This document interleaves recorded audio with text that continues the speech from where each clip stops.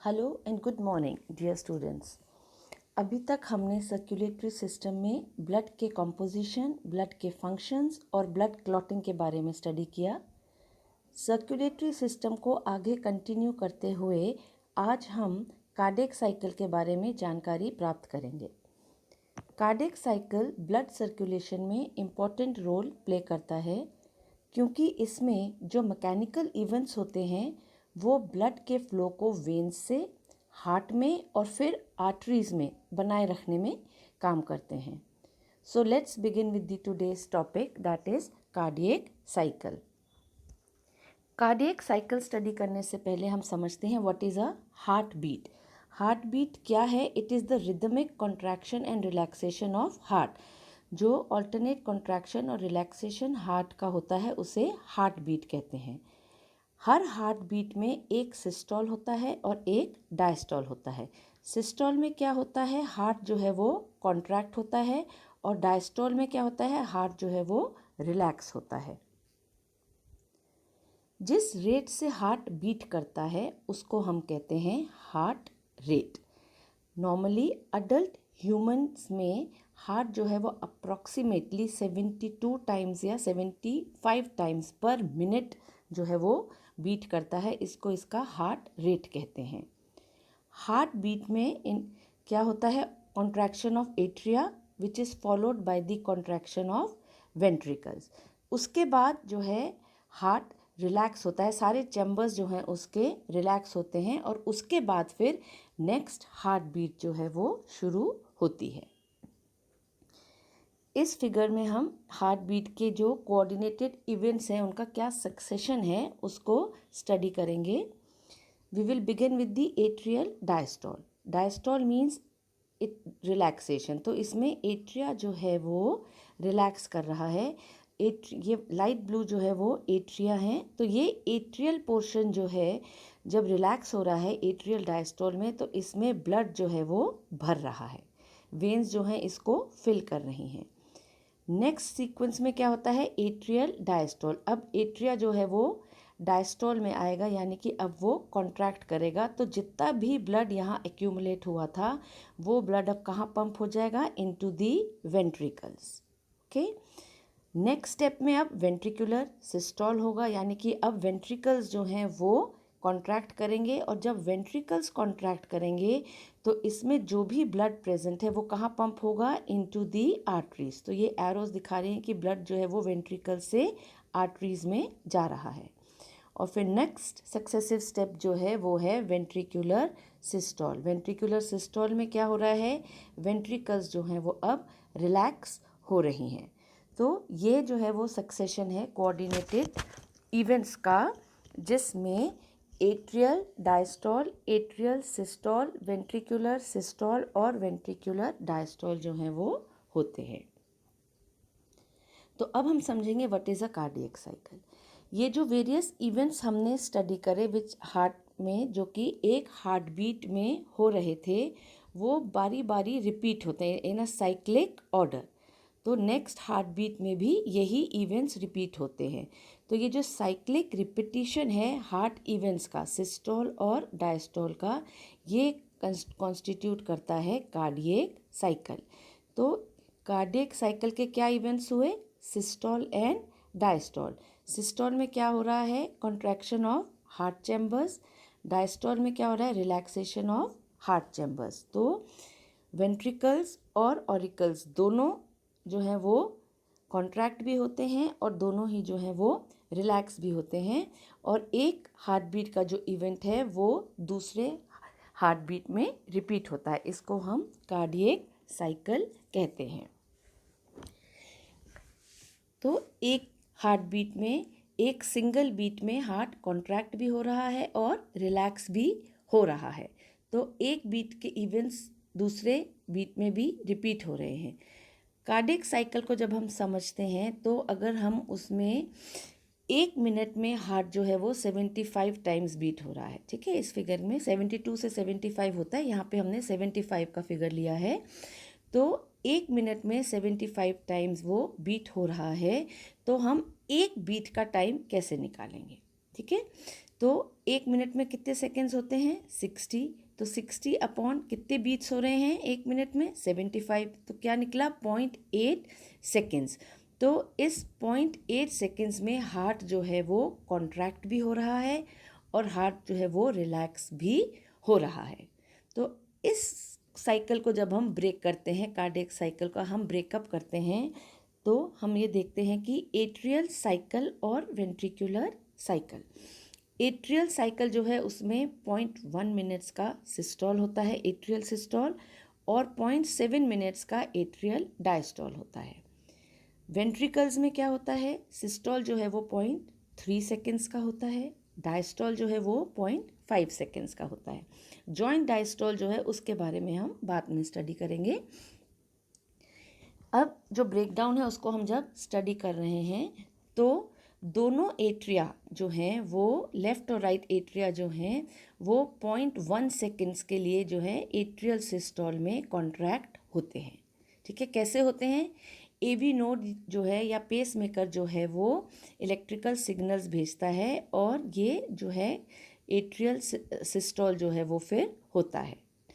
उसके बाद 0.7 मिनट्स के लिए 1 2 3 4 5 6 एंड 7 सेकेंड्स के लिए 7 सेकेंड्स के लिए फिर अब एट्रिया जो है वो डायस्टोल में चला जाता है, यानी कि एट्रिया जो है वो अब रिलैक्स कर रहा है। ठीक है, तो 0.1 सेकेंड्स के लिए एट्रिया जब कॉन्ट्रैक्ट होता है तो वह ब्लड जो है वो वेंट्रिकल्स में भेज देता है।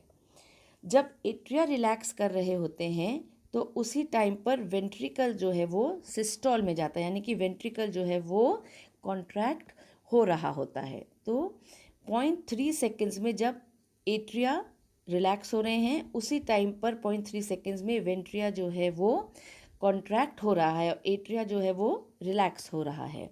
तो एट्रिया के जो रिमेनिंग 4 सेकेंड्स हैं 1 2 3 4, ये एट्रिया के डायस्टोल जो है रिलैक्सेशन का वो कॉन्साइड करता है वेंट्रिकुलर डायस्टोल से। वेंट्रिकुलर डायस्टोल और एट्रियल डायस्टोल ये एक साथ यहाँ पर रिलैक्स कर रहे हैं, इसलिए हम इसको कहते हैं जॉइंट डायस्टोल। तो ये जॉइंट डायस्टोल जो है ये 0.4 सेकेंड्स का होता है जब एट्रिया और वेंट्रिकल दोनों ही रिलैक्स हो रहे होते हैं।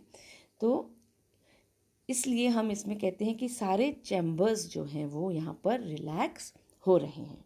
तो ये डायग्राम से हमने कार्डियक साइकिल स्टडी किया कि जो इवेंट्स हैं वो कैसे हो रहे हैं, ये 0.8 सेकेंड्स जो है वो कैसे डिस्ट्रीब्यूटेड है।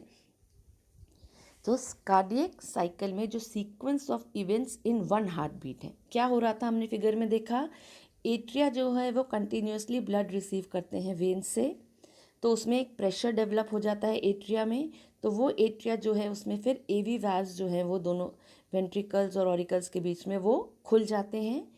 2/3 ऑफ द एट्रियल ब्लड जो है वो एट्रियम से वेंट्रिकल्स में पैसिवली फ्लो होता है। ठीक है, फिर एट्रिया कॉन्ट्रैक्ट होते हैं जो कि एट्रियल सिस्टोल कहलाता है। उस एट्रियल सिस्टोल में रिमेनिंग ब्लड जो प्रेजेंट है एट्रिया में वो वेंट्रिकल्स में पुश हो जाता है। उसके बाद एट्रिया जो है वो रिलैक्स करते हैं, फिर वेंट्रिकल्स कॉन्ट्रैक्ट करते हैं।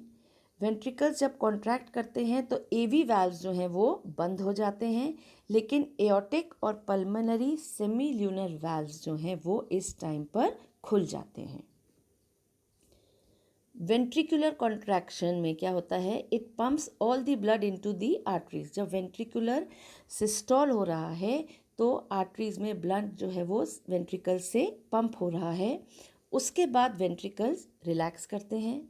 मीनवाइल क्या है, ब्लड जो है वो एट्रिया में भर रहा है। जब वेंट्रिकल्स रिलैक्स हो रहे हैं तो एट्रिया में ब्लड भर रहा है और ये साइकिल जो है वो दोबारा से शुरू हो जाती है। तो हमने क्या देखा, सिस्टोल क्या है, इट इज़ द कॉन्ट्रैक्शन, और डायस्टोल क्या है, वो रिलैक्सेशन है। और कार्डियक साइकिल में एट्रियल सिस्टोल जो है it is followed by the ventricular systole. जब वेंट्रिकल्स सिस्टोल में होते हैं तो एट्रिया जो है they are in the diastole. तो ये मैकेनिकल इवेंट्स जो कार्डियक साइकिल के हैं, atrial systole and ventricular systole, diastole, ये ब्लड को मूव करते रहते हैं वेन से हार्ट में और हार्ट से आर्टरीज में। ये जो कार्डियक साइकिल का फिगर अब हम स्टडी कर रहे हैं, इसमें सारे सीक्वेंस ऑफ इवेंट्स जो हमने स्टडी किए हैं एक हार्ट बीट में, वो इसमें कवर हो रहे हैं। ये एक ट्रेडिशनल रिप्रेजेंटेशन होता है जो which is depicted in a circle. Okay, so ये जो सर्कल में डिपिक्ट हो रहा है, इसमें हम 12 o'clock से, एक अपर पॉइंट है और एक लोअर पार्ट है, तो ये जो है 12 o'clock सीक्वेंस बोलते हैं हम, और ये 6 o'clock का सीक्वेंस बोलते हैं। ये जो आर्क है, जितना आर्क है वो बता रहा है, ये जो सर्कल में जो आर्क है, कि कितने ड्यूरेशन का एक इवेंट जो है वो होता है। ओके, सो इसको अब हम स्टडी करते हैं। जितना हमने अभी किया उसको फिगर में अगर हम स्टडी करें तो हम देखते हैं एवी वाल्व्स जब ओपन होते हैं। ठीक है, यहाँ पर हम देख रहे हैं 6 o'clock, नीचे से हम शुरू कर रहे हैं, जो कि एट्रियोल डायस्टोल है। तो एवी वाल्व्स जो हैं वो खुले हुए हैं, तो ब्लड जो है वो एट्रिया में भर जाता है। ठीक है, और उसके बाद क्या होता है, एट्रिया के एवी वाल्व्स जो हैं वो क्लोज होंगे। कब होंगे? जब एट्रियल सिस्टोल होगा, यानी कि मैक्सिमम ब्लड जो है वो पैसिवली वेंट्रिकल्स में जाता रहता है, और फिर एट्रियल 1.1 सेकेंड्स का एट्रियल सिस्टोल होता है। उसके बाद वेंट्रिकल्स कॉन्ट्रैक्ट होते हैं। ये आउटर सर्कल जो है वो वेंट्रिकल्स का है, मिडिल सर्कल जो है वो एट्रिया का है, और इनर जो है वो ब्लड फ्लो और वैल्व्स किस तरीके से फंक्शन कर रहे हैं वो हम स्टडी कर रहे हैं। ओके, सो जब एट्रियल सिस्टोल 0.1 सेकेंड्स का होता है, तो उसके बाद वेंट्रिकल्स जो हैं वो सिस्टोल में चले जाते हैं। तो ये 0.3 सेकेंड्स का पूरा फेज है वेंट्रिकुलर सिस्टोल का। इस टाइम पर क्या होता है, क्योंकि एट्रिया जो है वो, वेंट्रिकल्स जो हैं वो कॉन्ट्रैक्ट हो रहे हैं, तो उस प्रेशर से एवी वैल्व्स जो हैं वो क्लोज हो जाते हैं। लेकिन aortic and pulmonary semi lunar valves ये जो हैं ये ओपन हो जाती हैं। ठीक है, फिर वेंट्रिकल्स जो है, इनके ओपन होने से ब्लड जो है उनको पंप करता है into the vessels, into the arteries. उसके बाद वेंट्रिकल जो है वो भी रिलैक्स होने लगता है। ये यहाँ से हम देख रहे हैं, ये वेंट्रिकल जो है वो रिलैक्स हो रहा है। ओके, सो वेंट्रिकुलर सिस्टोल हम ये देख रहे हैं। वेंट्रिकुलर सिस्टोल जो है it is larger as compare to the atrial systole.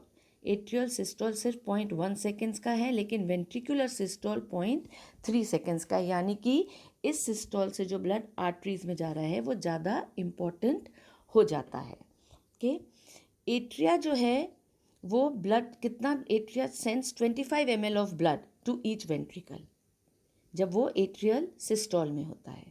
उससे पहले वेंट्रिकल्स में ऑलरेडी ब्लड प्रेजेंट होता है। 105 ml ब्लड जो है वो ऑलरेडी वेंट्रिकल्स में प्रेजेंट होता है, जो पैसिवली उसमें जा रहा होता है।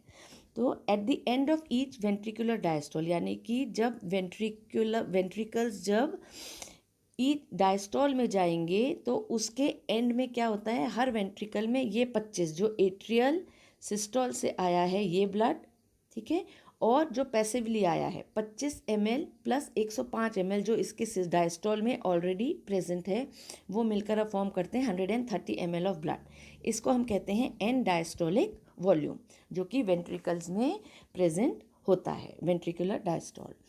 वेंट्रिकुलर सिस्टोल में क्या होता है, एवी नोड वैल्व्स जो हैं वो क्लोज हो जाते हैं। ठीक है, जब वेंट्रिकुलर सिस्टोल हो रहा है, और ब्लड जो है वेंट्रिकल्स जब कॉन्ट्रैक्ट होते हैं तो कहाँ जा रहा है, इनटू दी आर्टरीज।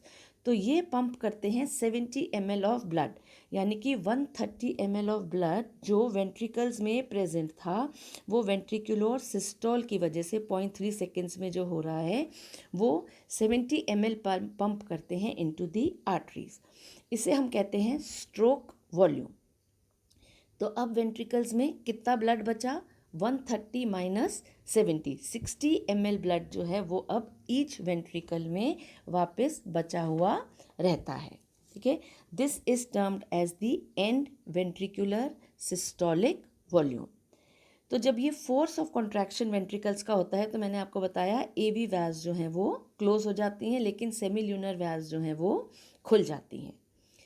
अब जब ये कंप्लीट डायस्टोल हो रहा है, कंप्लीट डायस्टॉल में क्या हो रहा है, एट्रिया भी रिलैक्स हो रहे हैं और वेंट्रिकल्स भी रिलैक्स हो रहे हैं, जिसमें कि वेंट्रिकुलर डायस्टॉल 0.5 सेकेंड्स का है हमने देखा था, और एट्रियल डायस्टॉल जो है 0.7 का है, और कॉमन डायस्टॉल जो है वो कितने का हो रहा है, 0.4 सेकेंड्स का, जॉइंट डायस्टॉल। इस जॉइंट डायस्टॉल में क्या हो रहा है, during this period atria and ventricles दोनों ही रिलैक्स्ड हैं, ठीक है।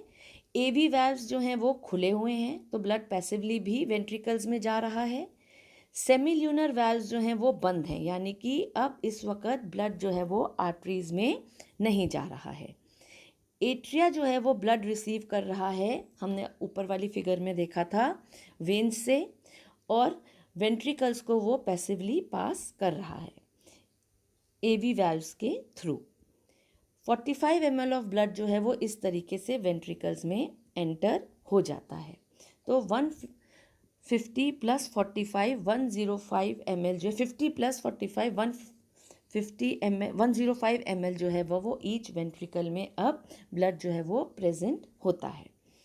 एट्रियल कॉन्ट्रैक्शन जब होता है, एट्रियल सिस्टोल जिसे हम देख रहे हैं यहाँ पे 0.1 सेकेंड के लिए, इसका मतलब वो ज़्यादा महत्वपूर्ण नहीं है, क्योंकि इस टाइम पर कितना ब्लड फॉरवर्ड हो रहा है, कितना ब्लड जा रहा है, सिर्फ 25 ml।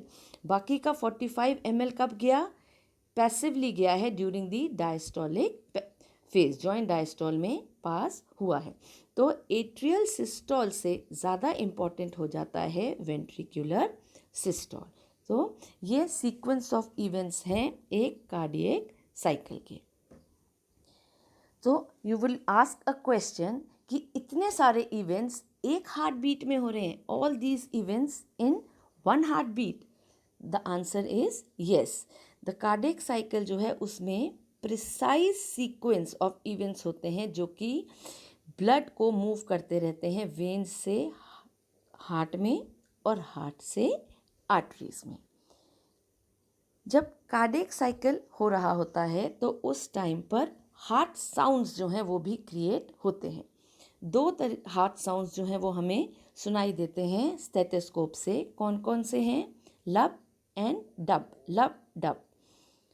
पहला साउंड जो है वो सबसे बड़ा होता है, लाउडेस्ट होता है और लॉन्गेस्ट होता है, वो होता है लब साउंड। ये कब होता है? जब एवी वैल्व्स क्लोज होते हैं, यानी कि एट्रियल सिस्टोल के बाद जब एवी वैल्व्स क्लोज होते हैं उस टाइम पे ये लब साउंड जो है वो आती है। सेकेंड साउंड जो है जिसे हम डब कहते हैं, ये डब साउंड कब होती है? जब क्लोजर होता है एओर्टिक और पल्मोनरी सेमी ल्यूनर वैल्व्स का, यानी कि वेंट्रिकुलर सिस्टोल के बाद जो है ये साउंड डब साउंड जो आती है। अगर हार्ट के वाल्व्स में कोई प्रॉब्लम होती है, they are not working properly, तो एक एक्स्ट्रा साउंड जो है वो भी हमें सुनाई देती है, जिसे कहते हैं हम हार्ट का मरमर। तो मरमर साउंड जो है वो उस टाइम पर सुनाई देती है। तो ये सारे इवेंट्स थे एक कार्डियक साइकिल के जो हमने आज स्टडी किए, जो कि सिस्टोल और डायस्टोल कहलाते हैं। और ये जो रिदमिक सर्कुलर एक्टिविटी है, इवेंट्स जो रिपीट हो रहे हैं, वो कार्डियक साइकिल जो है वो परफॉर्म करते हैं।